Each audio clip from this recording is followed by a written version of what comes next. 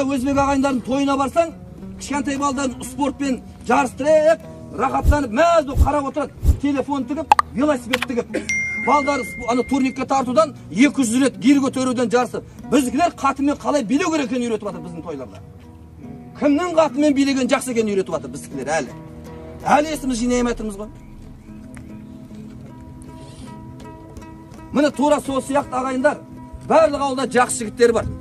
Барлық ауылда жақсы әйелдер де бар. Біздің ауылда бір жігіт, мына біздің Дулати көшесінің басында бір көкөніс базары бар еді ғой, қазір жабылып қапты ғой. Сол жерде адамдардың заттары үйіне тасып беретін, магазиніне тасып беретін не болып істеген қандай? Машинасымен. Такси болып жұмыс істеген ғой, іші анау машинасы ұзындау да. Енді оның ішіне картошка де салады, капуста да салады да. Бірақ таңертең дейді, таң намазын оқып болып, шайын ішіп болып, машинаға отырсам, машинам тап-таза тұрады дейді да. Намаз оқитын менің бір інішегім айтады да ауылда. Әйелім дейді, мен шай ішіп болғанша машинаны тазалап қойған дейді. Ой, мына күннің суығында неге батсын десем дейді, сіз осы көлікпен біздің отбасымызды асырап отырсыз ғой дейді. Мына таза болу керек қой бұл дейді да. Тазалық бар жерде не болады дейді? Береке бар дейді да. Міне осындай жастар өсіп келе жатыр ағайындар. Соған кішкене мынау жас үлкендер де, жас үлкен дегенім 40-тан асқандар. Кішкене есімізді жинап, елмен бірге болсақ. Елдің мәселесіне аралассақ.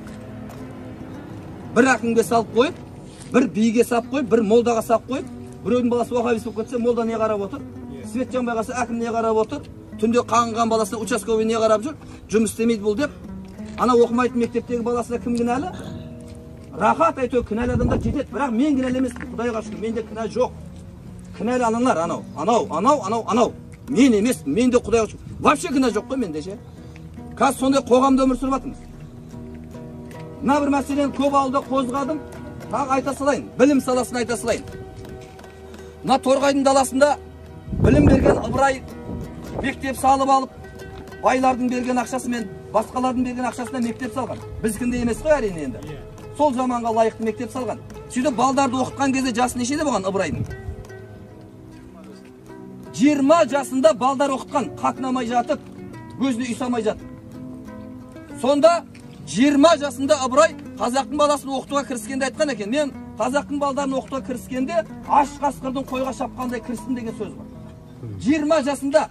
Ал енді соның шәкірттері кімдер екен білесіздер ма? Әшейін бір кішкентай мектеп, центральный отопление жоқ. Біздікіндей свет, компьютер жоқ.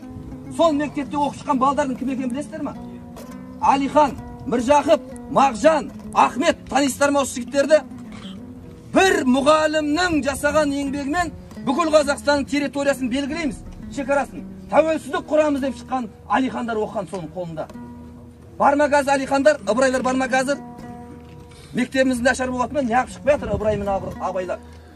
Сөйтсек, қазір Ыбырай мен Абайлардың шықпай жатқанына кім кінәлі екен? Кім кінәлі? Рахат, айту біреу жібере саяқты ана кім деп. Кімді айтасызақ болады? Ана. Мен де бірінші мен мұғалімдерден көрдім. Мен зерттеп атым осыны. Мен де мұғалімден көрдім. Сөйтсем мұғалімден емес екен кінә. Атана екен. Атана баласын мұғалімдік оқуға жіберіп атқан кезде не деп айтады? Алдына қандай мақсат қойып береді? Балам, ана мұғалімді оқып ал, ауылда тұрғанда өлмейсің аштан. Әуте бір бәле күнін көріп кетесің. Сол мұғалімді оқып ал деп береді екен ғой байғұсты. Анау сосын күн көру үшін оқиды екен ғой. Сосын жұмыс істеп атқанда жұмыстан шығып кетпейтін әйтеуір жолдар іздеп жүреді екен да ол.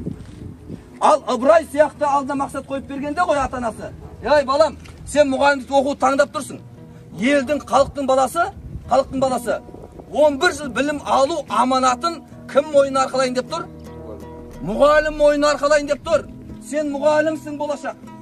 Елдің баласының білімін, енді жұрттың мектеп бітірген, 11 класс бітірген баласы дұрыс оқымай шықса, қайттан 11 мектепке бересіздер ме?